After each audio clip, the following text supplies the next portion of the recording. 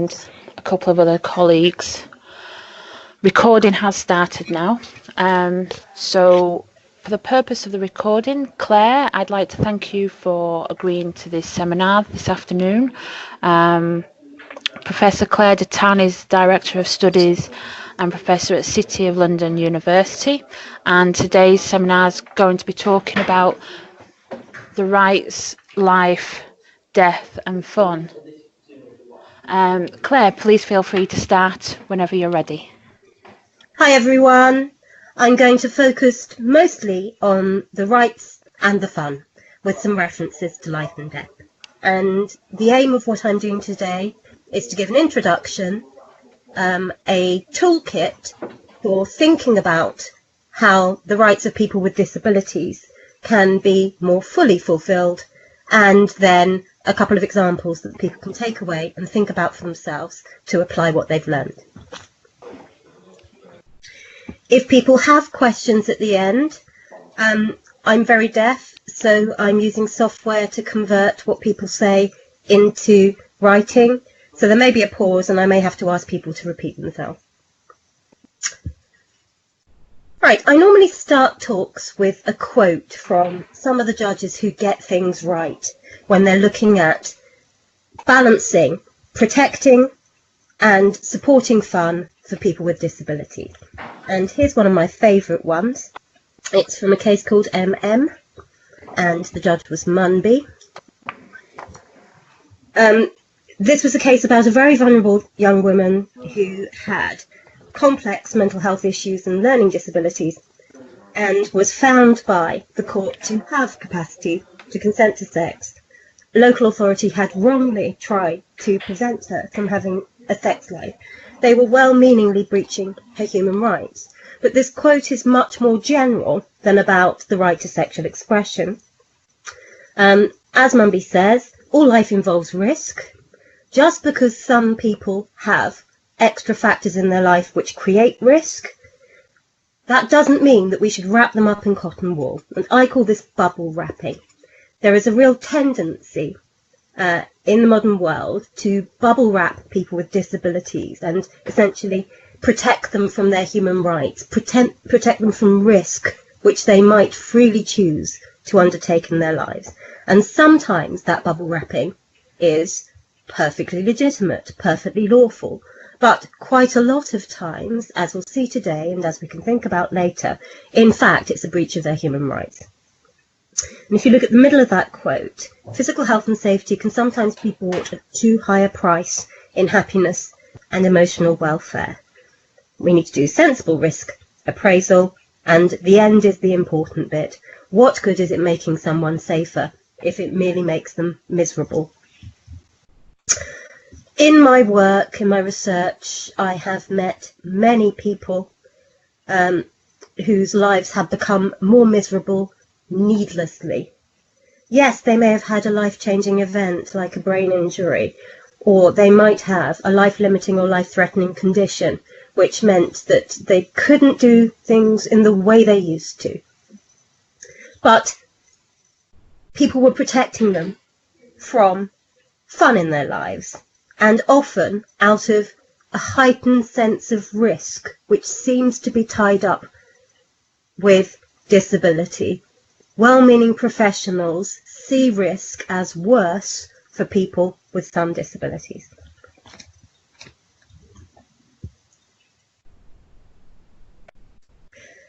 And there are plenty of examples where people with disabilities or life-limiting or life-threatening conditions have not been allowed by courts or professionals to take risks which anyone else would take, or to make decisions which anyone else would make instinctively, naturally, without thinking very much. Sometimes this is because the law is, quite frankly, a mess. The criminal law in particular, in relation to disability, really needs a thorough going through. There's a real need for reform. And I probably won't have time to talk about that today, but I will do at some point in the future, and I've written about it quite a lot. There are some links later on these slides to some of the things I've written, which are relevant to what I'm saying today, and some jumping off points. But I want everyone to think about that last point on this slide. I have met many people who died as adults without ever having had any sex education, let alone any support for relationships, fun, or leisure activities in their lives. And that is such a wasted opportunity. It's also a human rights violation. And in almost every case, there were people who were willing to support those young adults to have a more fulfilling life, a more rounded life, to live as they wanted to, but they were scared of the law, or they were scared of what regulators might do. It's me, so I'm going to use the most controversial example for reasons of time. I'm going to look at one aspect of people's private lives more than the others, and that's going to be sexual expression. I'm doing this because the decision which paralyzes professionals when they are asked to support a person with a disability in their private life is, how do I support someone in having sexual expression? And mental capacity law gets in the way here sometimes. It's important to remember that mental capacity law was not supposed to make it harder for people with disabilities to have a fulfilling life, a rounded life, to have fun.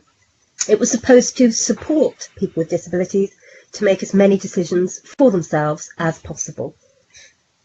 But here's a quote from a case called TZ. If you really want to look it up, the paragraph number is in square brackets there.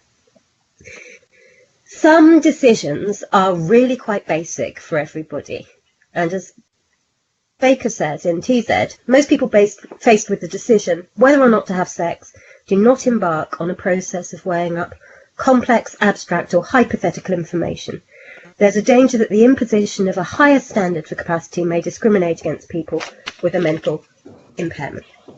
In other words, as closely as possible and in accordance with everyone's rights and any need to protection as possible, decision-making for people with disabilities about how they run their lives, how they have fun, how much of their lives is private, how they live and how they die, those decisions should mirror the decision-making processes for people without disabilities. So when it's a complex decision for everyone, then of course people with disabilities will need more support in making that decision. But when it's a simple decision for everyone, then people with disabilities shouldn't have extra hurdles to face in their lives before they're allowed to have some fun. So summing that up, we mustn't expect people with disabilities to think or to justify themselves more before taking risks than other people would. When it comes to having relationships of any type, whether they're intimate or not intimate, long-term or short, sexual or friendship, or just leisure, social, the reasoning process which people without disabilities undertake for having a relationship is not usually very detailed or complicated. They think, I like that person. I want to spend time with that person. I like that activity. I want to try it. They don't then have to fill in a very complicated questionnaire to assess their rational decision-making capabilities. And there have been some terrible examples of cases where people with disabilities have been expected to reach much higher standards of rationality and cognition than people without disabilities would apply to making that decision. Look at the Peggy Ross case, old woman from Cardiff who wanted to go on a cruise. The local authority somehow came up with a test for cruise decision-making capacity and decided that she didn't have it because she couldn't see risks. The judge said that once this went to court, this is not a particularly difficult or complex decision. It is the decision which people make every day about, do I want to go on a holiday? And so the person whose decision it was only had to be able to understand yes or no to holiday. And even if she couldn't understand that, then going on a holiday was probably in her best interests. So when we apply mental capacity law to people with disabilities, when we are protecting people with disabilities, we need to try to make the decision-making process for their decision as much theirs as possible, and we need to make sure that we don't put in extra barriers which would not exist by making it a more complicated decision. Which jumped a little bit there. The last point's important. Everyone, regardless of disability, has that list of human rights. They're not absolute rights. Everyone has restrictions on those rights. Some of them need other people to consent to be involved in them. But everyone has the human right to fun, to pleasure, to intimacy, to warmth, and to relationships of their choosing.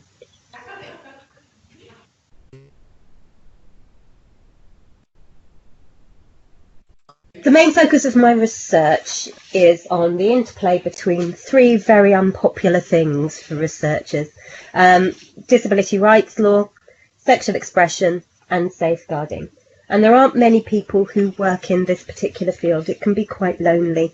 But if anyone wants to contact me afterwards about how those three complex areas of law work, those three scary areas of law work together, feel free. There are email addresses and social media addresses at the end of the PowerPoints.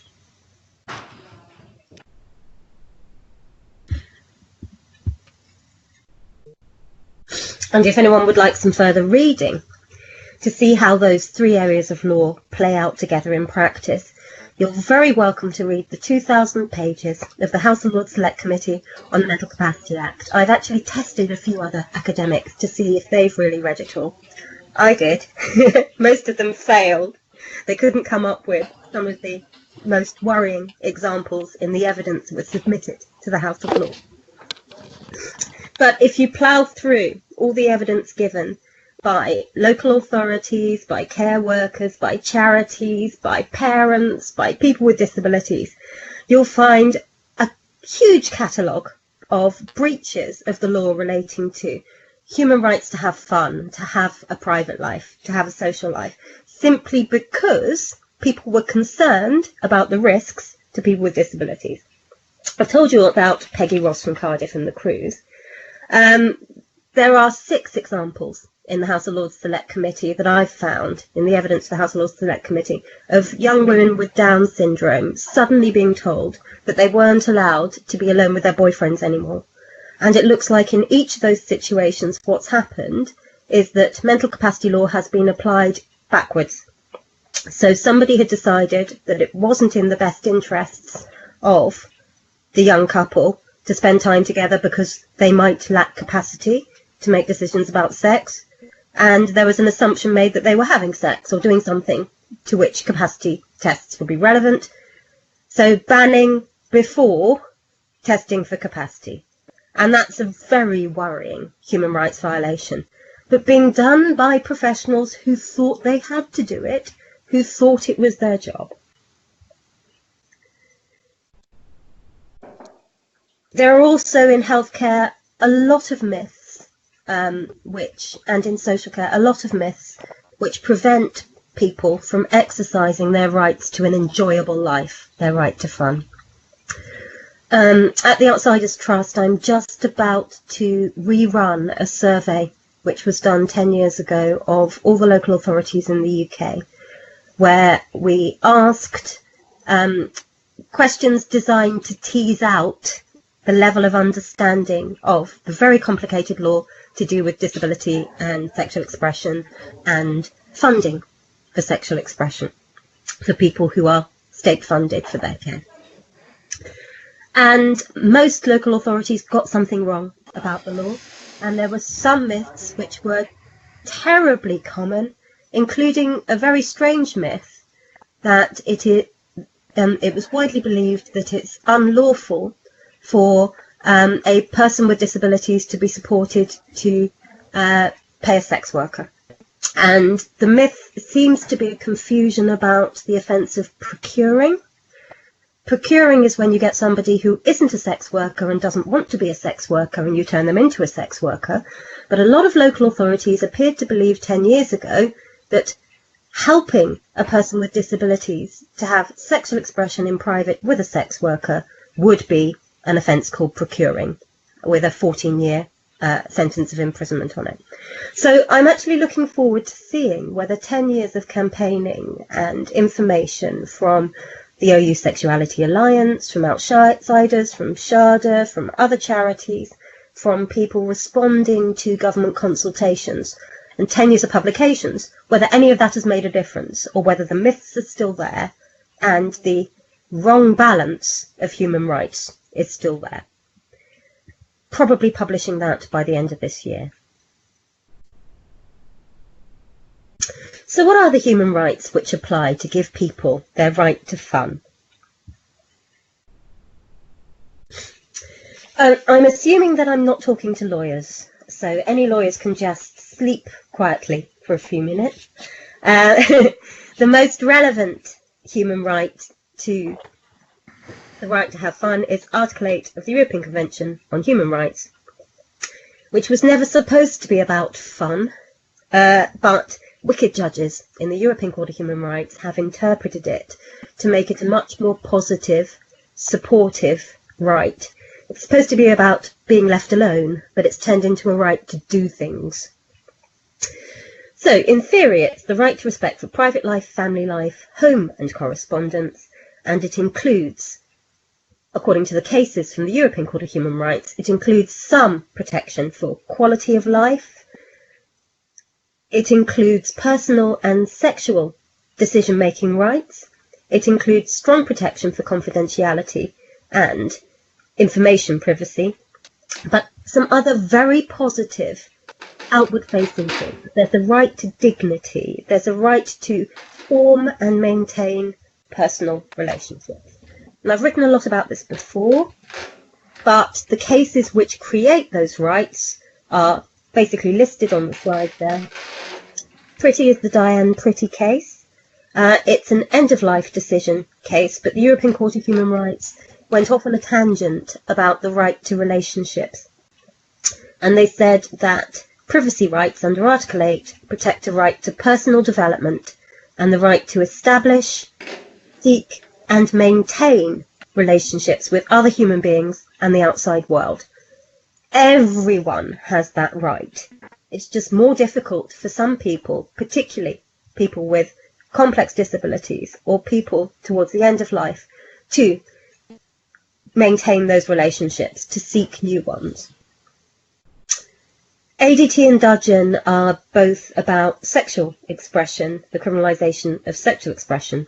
The European Court of Human Rights in both those cases said there would need to be very strong reasons indeed to justify regulating consensual sexual actions and intimate behaviour carried out by adults consenting in private. In other words, our intimate lives are our own, and the state should only prevent or control how they are carried out when there are very strong reasons to do so. And this is regardless of disability.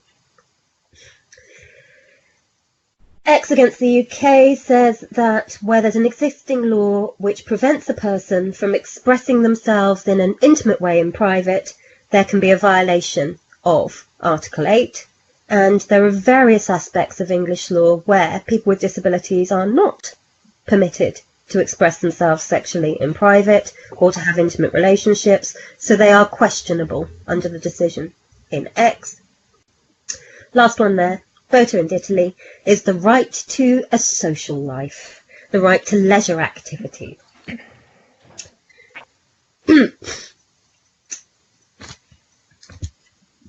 So all of that's very nice, but who has to provide it? Well, before you can carry out fun, have a social life, have intimate relationships, see your friends, you need to have some kind of level of understanding of what's involved in those things.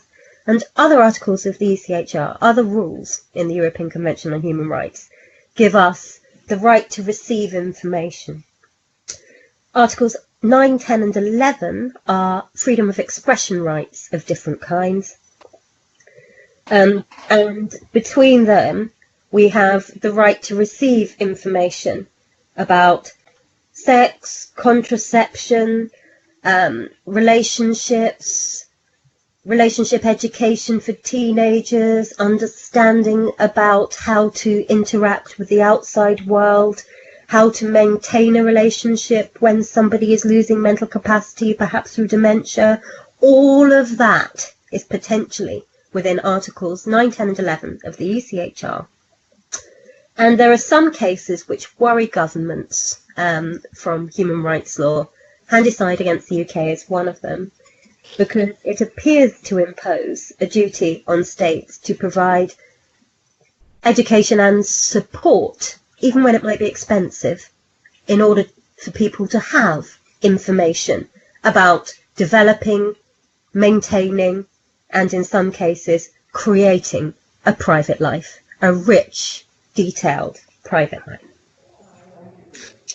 There are also some English cases recently which are saying interesting things. The CH case impliedly upholds sex education as a human right.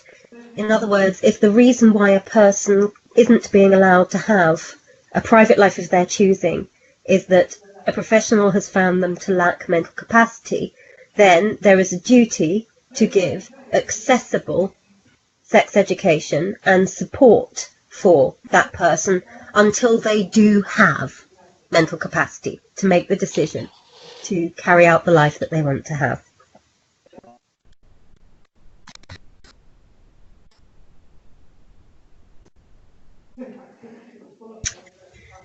The background to this is that international law on disability rights has had a massive change in the last decade.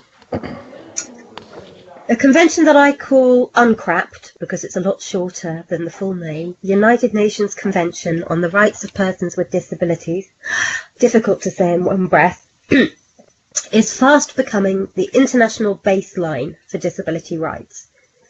Even in countries where it doesn't apply, international courts are starting to say that these are part of the general consensus as to the rights of people with disabilities throughout the world. And so they are universal standards, even if a country hasn't signed up to them. Now, the UK has signed up to the rights in the United Nations Convention on Human Rights, and it includes some which don't work very well with mental capacity law and the restrictions often placed on people with disabilities, stopping them from having their chosen fun.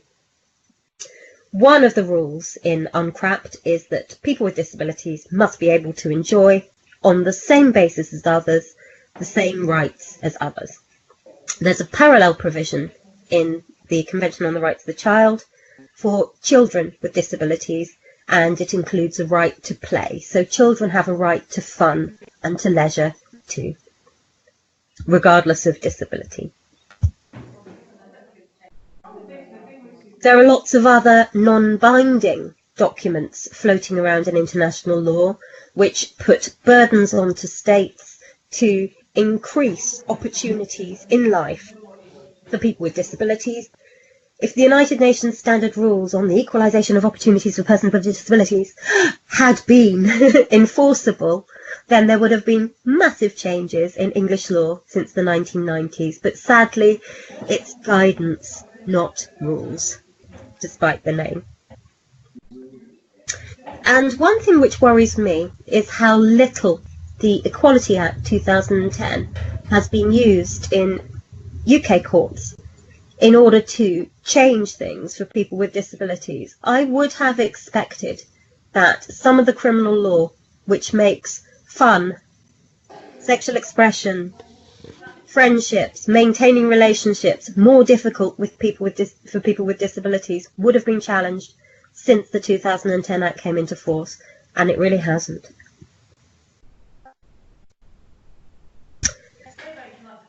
So putting all that together, everyone has the right to age-appropriate sexual expression or intimacy, to relationships of their choosing, with other people who consent, to a social life, and to fun. And that is regardless of whether or not they have a disability and regardless of the length that their life might run.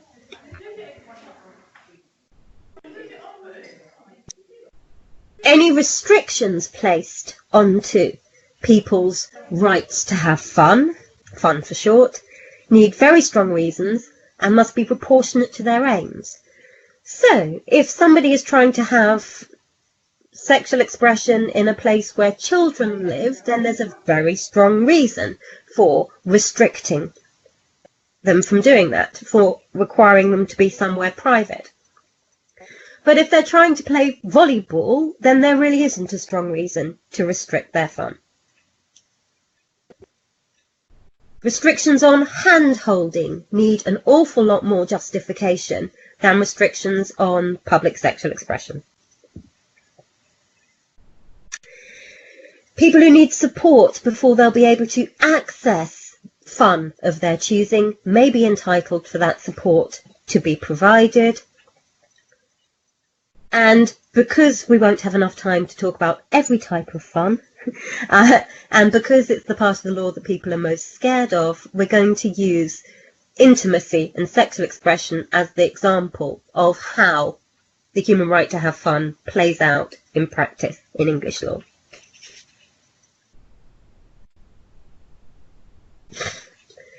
So here are some of the problems.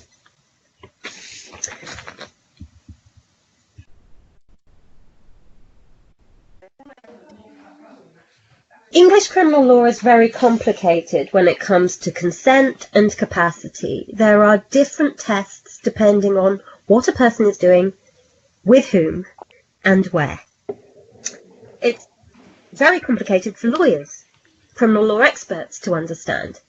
It's way too complicated for someone who hasn't undertaken studies in English law to be expected to understand.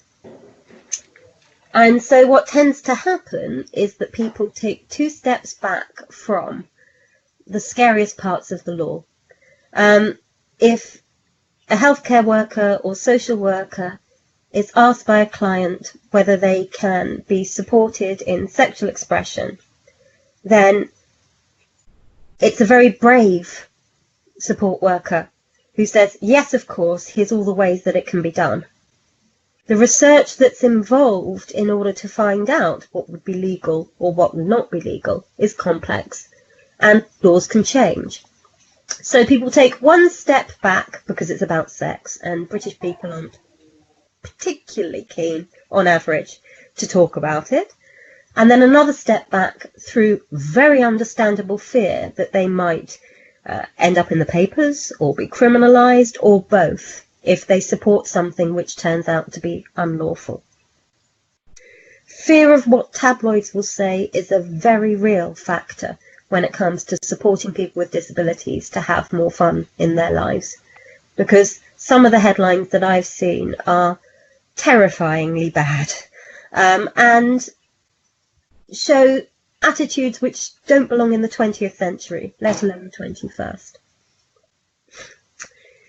There's a lot of defensive and therefore weak interpretation of what the law actually says about helping people to access fun in their lives, because organisations don't want to have policies which support expansive interpretations of law for fairly obvious regulatory reasons about getting sued or losing their insurance cover.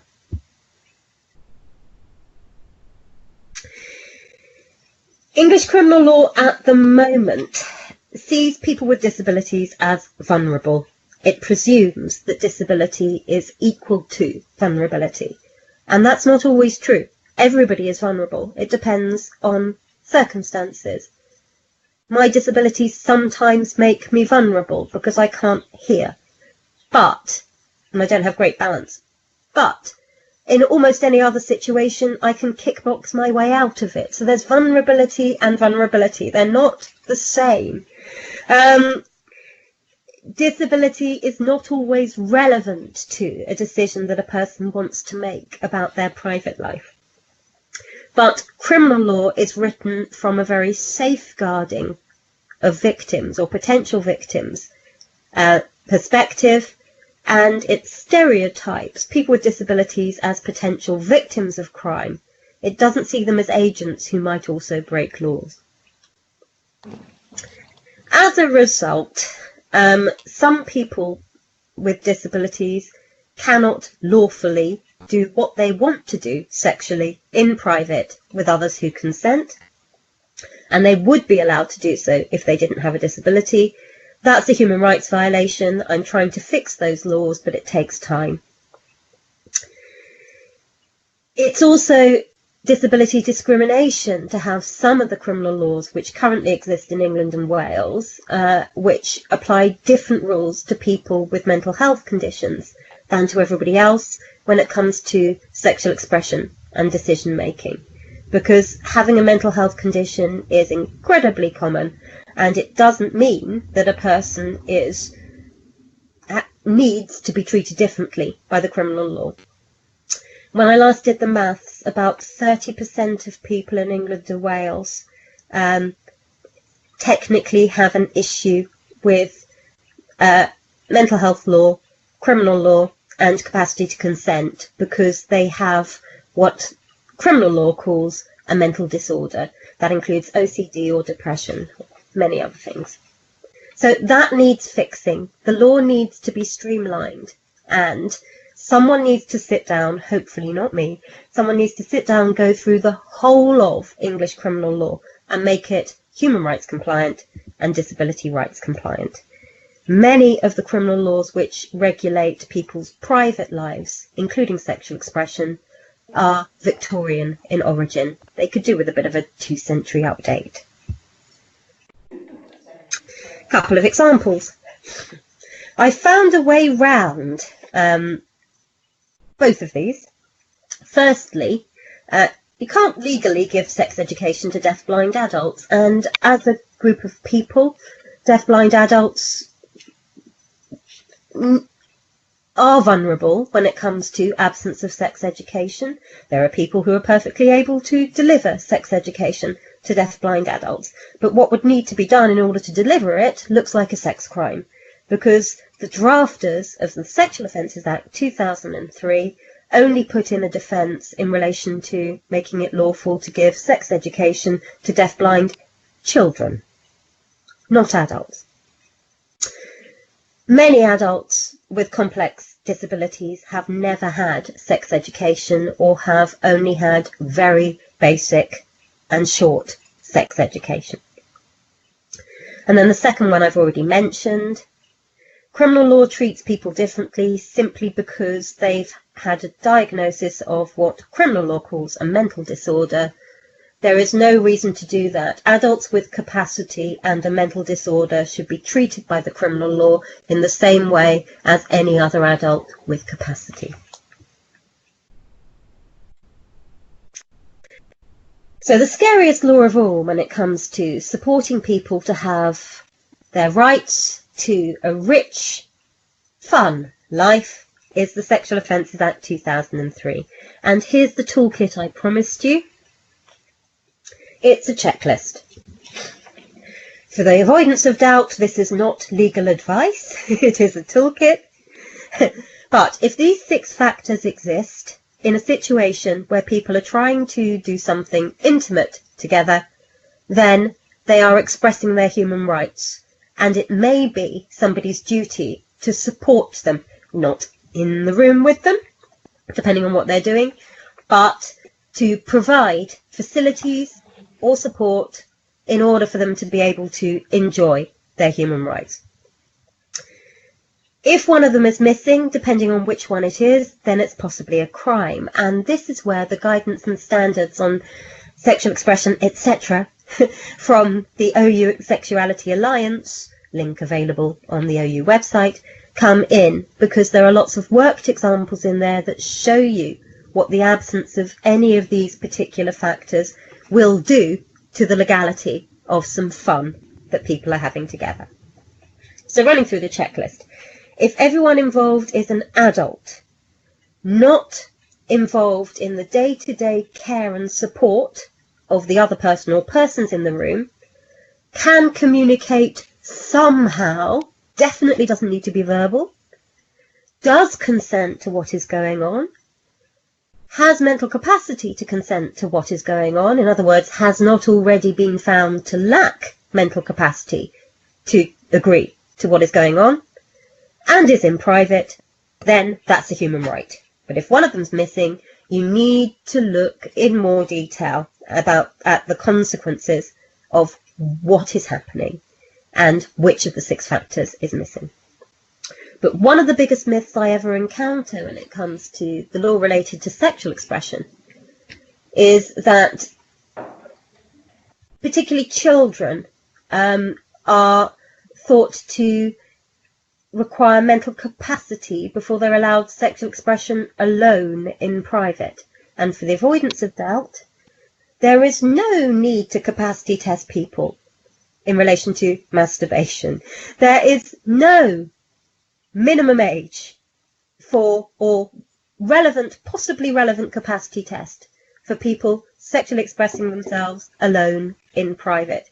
It's a human right, it's a biological need. People should be left alone.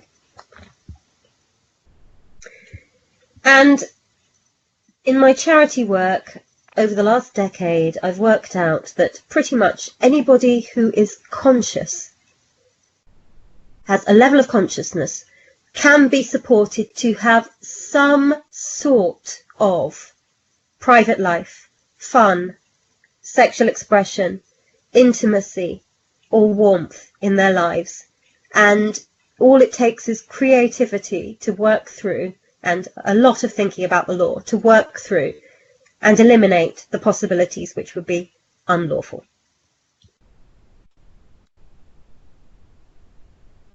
But when you look at a law, you also need to look at why it's there. And this is the policy with which the Sexual Offences Act 2003 was announced. Nothing in it was intended to interfere with the right to a full and active life, including a sexual life, of people with a mental disorder who have capacity to consent. That gets missed as soon as mental health, disability, and sexual expression are mixed together and professionals are asked to support it. So, read the guidance and standards from the OU Sexuality Alliance and Together for Short Lives, and you will find lots more information on how this works, when there is a red flag, which means you need to think carefully about supporting an activity or engaging in an activity, and also you can join SHADA's campaigns to reform the mental disorder criminal offences. But those 6 factors should be on t-shirts, in folders, burnt into people's brains as decision-making factors. I mentioned bubble wrapping earlier. I come from another jurisdiction, and it's interesting sometimes to look from the outside at national obsessions, national government obsessions, which don't happen at the same time in different countries. Safeguarding has become, in the last couple of decades in the UK, a complete obsession. And the way that training is organised in many healthcare organisations or by many employers, it makes it appear that the duty to safeguard people with disabilities or people regarded as vulnerable is the strongest duty in English law. The reality is that safeguarding can, if not done properly, if not done in a balanced and careful way, it can be a slam dunk human rights violation. What I see again and again in my research is that there's a very prevalent belief that there is a duty to protect vulnerable people from almost all risk. That there is a duty to bubble wrap people, to make sure that their lives are as safe as possible, and to think about risks which we simply wouldn't think about in the lives of people without disabilities. The reality, as far as law is concerned, and I'm not talking here about policies of particular branches of the healthcare professions or of social work, I'm talking about what the law actually says.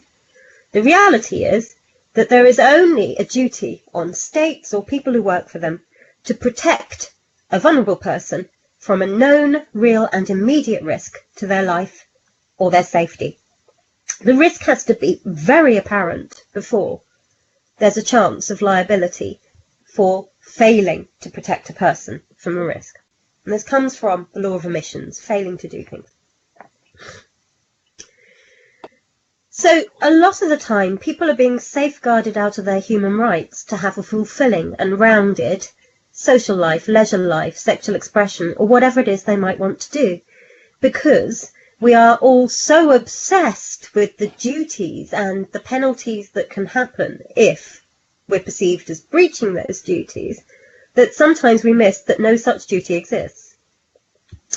Obviously, I'm not giving legal advice here. I'm saying you have to look carefully at the regulatory bodies to which you subscribe. You need to look at cultures of organisations to which you belong, and you need to balance safeguarding against human rights. But safeguarding absolutely is not a stronger duty than people's human rights. It's weaker.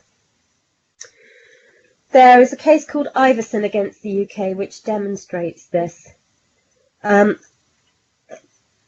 a sad case. A vulnerable underage girl with mental health issues was having sex in public with older men, and she was taking drugs and she died. And her mother took a case to the European Court of Human Rights, and the European Court of Human Rights didn't even hear the case. They rejected it at the preliminary stage. They said there is no duty to prevent even an underage girl from running risks which she had understood and she had chosen to run.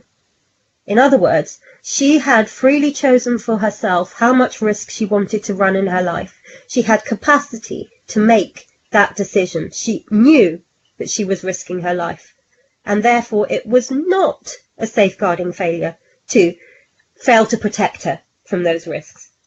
There's only a duty to protect people from risks which they have not freely chosen. And going back to the second slide, in the case of TZ, the law shouldn't make life more difficult for people with disabilities than for people who do not have them. I call this owning risk, and I think there needs to be a sea change in how we view disability and risk. People get to decide for themselves whether they are very risk averse or not. It shouldn't be professionals' job to override that. And we are talking here about people with mental capacity in relation to the risks that they want to own. But I see it again and again. I see well-meaning professionals breaking human rights law because they're trying to uphold safeguarding law and ending up bubble wrapping somebody who just wanted a little bit of fun.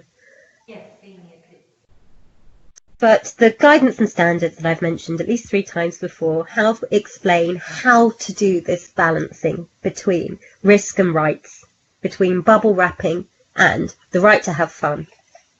And there are lots of case studies in there as examples, and it's in the process of being updated.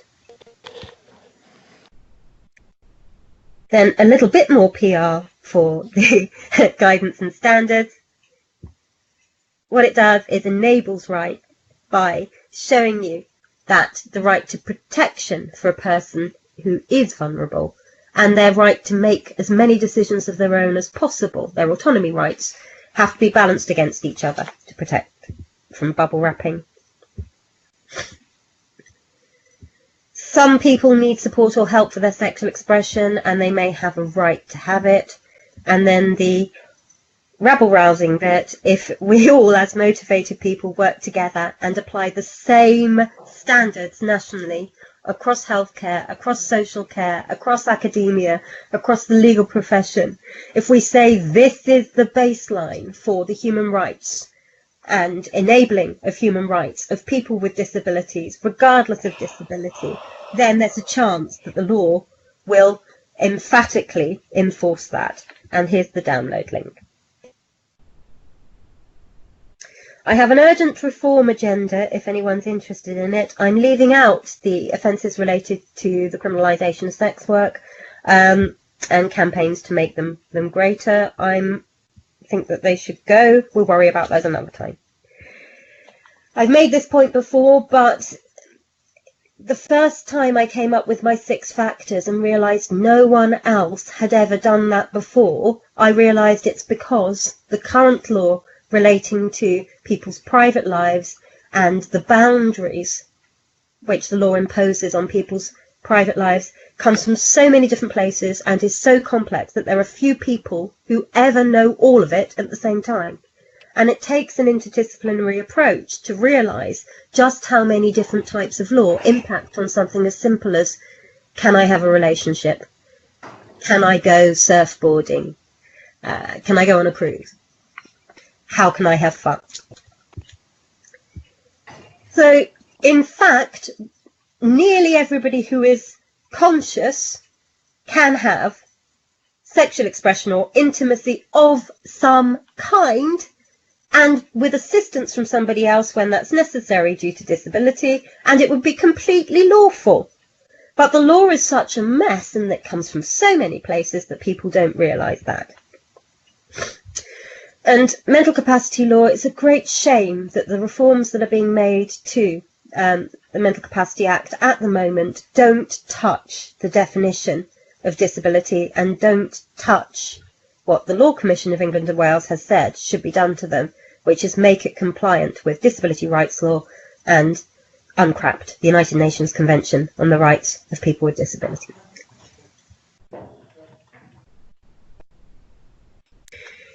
What I'm working on at the moment is creeping criminalisation of elderly people in care homes who have long-standing relationships, and at some point the criminal law could be used to criminalise one person in the couple because the other may no longer have mental capacity to consent to whatever they're doing for fun. I think this needs to be reformed. I think that criminal law hasn't thought this through properly, and that the benefits of a long-term relationship outweigh any possible need to put 82-year-olds in prison for continuing to do things that they've been doing in their relationship for decades. There are also inconsistent cases coming out of the Court of Protection and the standard courts about mental capacity and fun of different types. That needs sorting out. And some people with disabilities are being watched so much to protect them that it looks as if surveillance law prohibitions are being broken in order to keep them safe, to keep them bubble wrapped. So I'm looking at that too. If you want to do some further reading, here are some things I wrote earlier. Those are my contact details. You've got an email address, Twitter account, and that email address works for Facebook as well. And then the remaining slides are examples for people to ponder to themselves and to think of the 6 factors earlier on the slides and what would I personally do to support this situation. They're all real people, anonymised. And it starts with a scary one. A 17-year-old with a life-limiting or life-threatening condition, multiple disabilities, never had a sexual relationship, and his choice of sexual relationship is a sex worker to visit him at home. Hopefully everyone can see it does make a difference if he's 15, if he lives in a residential school or doesn't live independently. And it might make a difference if he's 15 and wants time in private with his long-term girlfriend. What's interesting here is that in this case, this real case, everyone assumed that what he wanted to do in private with his long-term girlfriend would be sexual. And they reacted as if they had to protect 2 underage children from a crime. What if he's deafblind and hasn't had any sex education? Then it becomes much more complicated. But what you need to think about is, what do I want to do? What do I have to do? And what must I definitely not do? Another real case, one which we fixed at SHADA, a couple who had difficulties with communication but could communicate, weren't being allowed to share a room. So their relationship was being very strongly hampered. They didn't have time alone together in their care home because they were told there was no suitable room available. All 6 factors have a tick next to them. They're fine. They're entitled to respect for their private lives, to maintain their relationship, to intimacy. So what do you want to do? What do you have to do? And what do you definitely not do? The actual solution is there are folding beds, or make enough fuss that magically a larger room is found that's suitable at the care home. This is a very common scenario. In this situation, what actually happened was that a worker caring for the girl came to me, and we sorted out a plan of education to help her so that she would protect herself more and protect other people with whom she lived in how she was behaving on the internet. But if she hadn't had a brain injury, no one would ever have referred this to me. No one would have intervened. No one would have been talking about capacity. And it's worth thinking, if the disability didn't exist, what would have happened about this? Does she need protecting, or is she being a 16-year-old girl? Because this is behaviour which teenagers often engage in.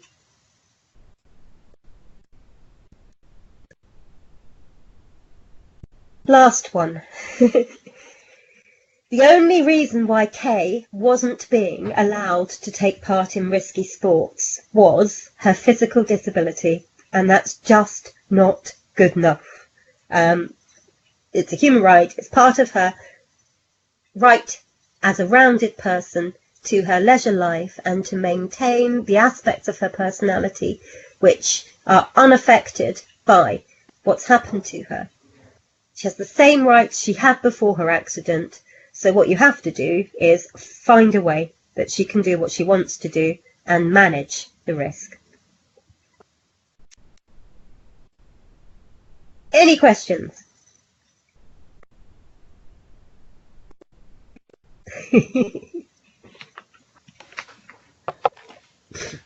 Yeah, can I ask a question, Claire? Yeah. I thought it was an excellent talk. I don't know whether you know, I used to chair the Open University's Human Research Ethics Committee. Sure. And it was during that time that we had the discussion on the guidance and standards for talking about sex, sexuality and relationships. Maddie Blackburn's stuff. Yeah. And it's sort of comes around to consent and whether the consent to do something is valid or not. So that's why the capacity to consent needs to be considered. Yeah. But going through the case histories, the case notes and so on of all those people who took part, it was criminal in places where individuals were not able, and I'll just read this quote because I've got the thing in front of me. Essentially what they wanted is to live a normal life. So this is a quote from one of them. "I want to live my life like others and get out, meet people, have fun, shop, and have relationships and stuff." So this is a human right. Yeah. And I think the problem is when you have what we call a duty of care. If you're in a care home, life limiting stuff, someone's in hospital or whatever, it's this managing the duty of care with the rights of the individual. Yeah. And I think many people who are care home supervisors and so on don't have the necessary training to manage this, because this is not the norm. I'm sure that most people with of sort of end of care probably are more concerned about trying to maintain their life and not necessarily talking about sex and so on. And many of them already have had that experience and have had the introduction of sex education and things. What the tricky bit is as you say, the 15-year-olds, and the law is quite clear in that you are not able to allow them to have underage sex, No. as far as I can see. Right, as soon as they reach the age of 16, so long as they understand what they're doing, then everything's fine. It's like one day makes all the difference. Yeah. But I think you have given us quite a lot of food for thought in terms of your scenarios. But I think with Maddie's with the sexual alliance stuff, it took several years of really very intense discussion with lawyers, QCs and so on, to get the framework and the legal jargon and all the laws. And we're not dealing with just one law here, we're dealing with dozens. Exactly. Implications is just absolutely horrendous. So to try and have an individual in a care home whose duty is to look after someone, to understand the legal implications of their involvement, to allow someone to perform sex or whatever, have sex, it's very difficult. And really what we want are additional guidelines that are for these various places, like for example, parents, for care homes and hospices and so on. And I'm not sure those exist in a form which is easy to understand. So I'm just wondering, from your perspective, we've probably got quite a long way to go on this, haven't we? I think there's room for more versions of guidance and standards and so on, because the Sexuality Alliance one is about young people. Yes. The RCN has produced one recently aimed at elderly people. But there's nothing that spans both and which sets out in an uncompromising way what the boundaries are. And the problem is that the RCN one it's great, except that it gets very vague in a couple of places about what the rules are from the law. So it's when there's vagueness, when there isn't a clear line said, the law requires this or bans that, then everybody takes two steps back because uncertainty sounds like risk. So I wrote to them to ask whether they might add a new scenario to reduce the doubt. There is a consultation that's just finished on the Code of Practice for the Mental Capacity Act, and I responded to that one saying that they needed to modernise it a lot and to make it more multimedia and to put in clearer guidance for non-professionals, so non-legal professionals, about what the boundaries are. Absolutely. And about how it works with disability rights law, how it works with human rights law. So with a bit of luck, they will listen. Do you think the Mental Capacity Act will undergo a change because of the social media sort of use that's more prevalent now? Yes, it has to. It really has to. But what's happened at the moment is we've been stuck in violation land now for years, where every academic in this field knows that the Mental Capacity Act is out of date when it comes to the understanding of disability and the social model of disability, and that it needs to be amended towards supporting as much decision making as possible rather than substituted decision making. And the Law Commission's proposed that, but it's not in the current reform agenda for the government. So we're still in a violation, and this isn't helpful for managers of care homes or people who want to take people on a holiday, or people who can see that two individuals who live in the same residential setting are close and would like to be intimate. What are they supposed to do? How far can they go? There's no source of information, but there are huge volumes of information about what they're not allowed to do because of safeguarding. Oh, yes, I know. Yes. Well, thank you very much for your answers. Pleasure. Anyone else? Not from me, Claire. Thank you very much. Great presentation. Sarah? No, nothing from me. Thank you, Claire. Pleasure. Claire, we're going to stop the recording now. Okay.